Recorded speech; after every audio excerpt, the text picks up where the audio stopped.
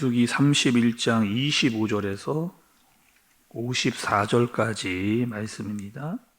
여호와께서 모세에게 말씀하여 이르시되 너는 제사장 엘르아살과 회중의 수령들과 더불어 이 사로잡은 사람들과 짐승들을 계수하고 그 얻은 물건을 반분하여 그 절반은 전쟁에 나갔던 군인들에게 주고 절반은 회중에게 주고 전쟁에 나갔던 군인들은 사람이나 소나 나귀나 양떼 500분의 1을 여호와께 드릴지니라.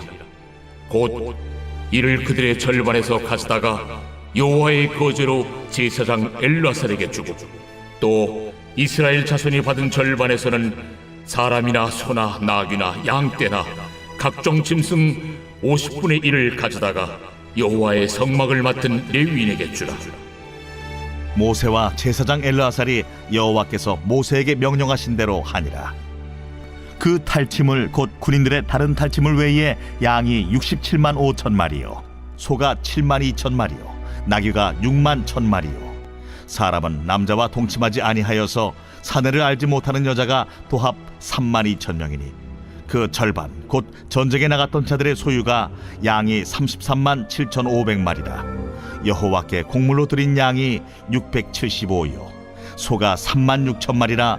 그 중에서 여호와께 곡물로 드린 것이 72마리요 나귀가 3만 500마리라. 그 중에서 여호와께 곡물로 드린 것이 61마리요 사람이 16,000명이라. 그 중에서 여호와께 곡물로 드린 자가 32명이니 여호와께 거제의 곡물로 드린 것을 모세가 제사장 엘르아살에게 주었으니 여호와께서 모세에게 명령하심과 같았더라.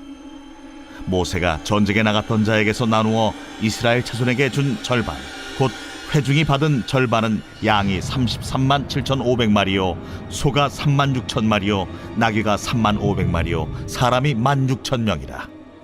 이스라엘 자손의 그 절반에서 모세가 사람이나 짐승의 50분의 1을 취하여 여호와의 장막을 맡은 레위인에게 주었으니 여호와께서 모세에게 명령하심과 같았더라. 군대의 지휘관들 곧 천부장과 백부장들이 모세에게 나와서 모세에게 말하되 당신의 종들이 이끈 군인을 계수한즉 우리 중 한 사람도 충나지 아니하였기로 우리 각 사람이 받은 바 금패물 곧 발목걸이, 손목걸이, 인장반지, 귀걸이, 목걸이들을 여호와께 헌금으로 우리의 생명을 위하여 여호와 앞에 속죄하려고 가져왔나이다. 모세와 제사장 엘르아살이 그들에게서 그 금으로 만든 모든 패물을 취한즉 천부장과 백부장들이 여호와께 드린 거제의 금의 도합이 16,750세겔이니 군인들이 각기 자기를 위하여 탈취한 것이니라. 모세와 제사장 엘르아살이 천부장과 백부장들에게서 금을 취하여 회막에 드려 여호와 앞에서 이스라엘 자손의 기념을 삼았더라. 아멘.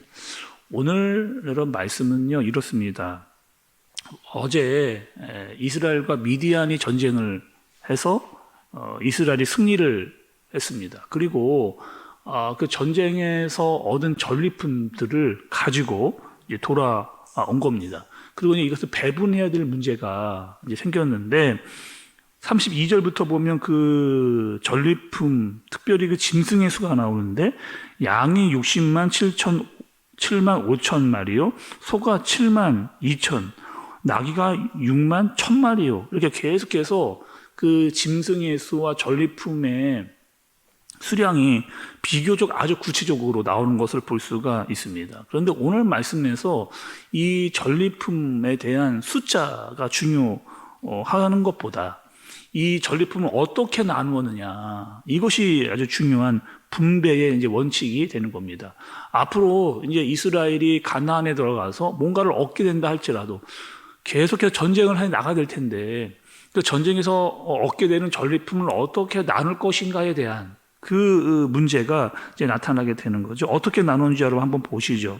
27절의 말씀을 좀 보면 그 얻은 물건을 반분하여 그 절반은 전쟁에 나갔던 군인들에게 주고 절반은 회중에게 주고 이렇게 이야기합니다. 그럼 어떻게 하나님께 배분하라고 이야기를 하시느냐? 50대 50으로. 그러니까 전쟁에 나간 사람이 50을 그리고 나가지 않은 사람이 50을 반반으로 딱 이렇게 나누라고 이야기를 하십니다. 여러분 이럴 수 있잖아요. 전쟁에 나간 사람이 불만 가질 수 있는 거 아닙니까? 아니 우리는 목숨 걸고 나가서 전쟁을 했는데 전쟁에 나가지 않은 사람과 똑같이 나눈다? 이거는 좀 맞지 않는다라고 그렇게 이야기할 수 있잖아요.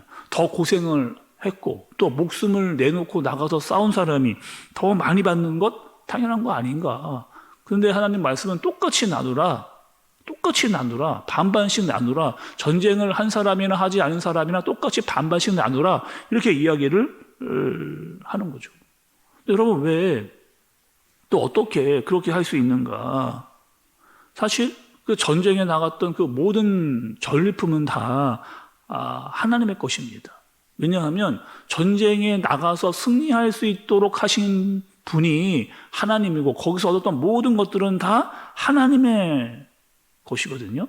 그리고 너희가 전쟁에 나가서 한 명도 죽지 않았던 거 그거 누가 한 거냐 이렇게 이야기를 하시는 거죠. 그리고 이 모든 전쟁과 전리품은 내가 승리한 것이고 다 나의 것인데 이것을 똑같이 나누라고 하는 데 있어서 뭐가 문제가 되느냐 이렇게 이야기를 하는 겁니다.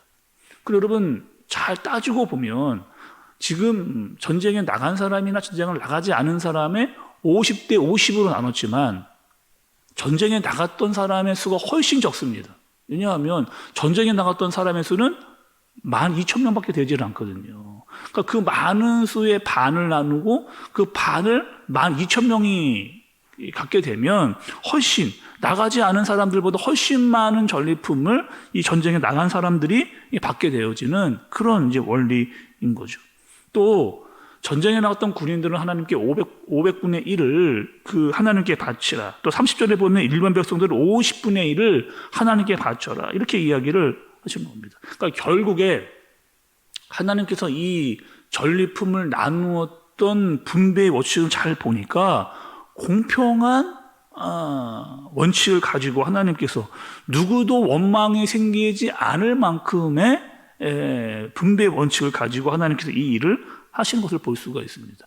또 여러분 보시면 놀라운 일이 일어나는데 50절의 말씀 좀 보세요. 50절 우리 각 사람이 받은 바 금패물 곧 발목걸이, 손목걸이, 인장 반지, 귀걸이 목걸이들을 여호와께 헌금으로 우리의 생명을 위하여 여호와 앞에 속죄하려고 가져왔나이다 이렇게 이야기합니다.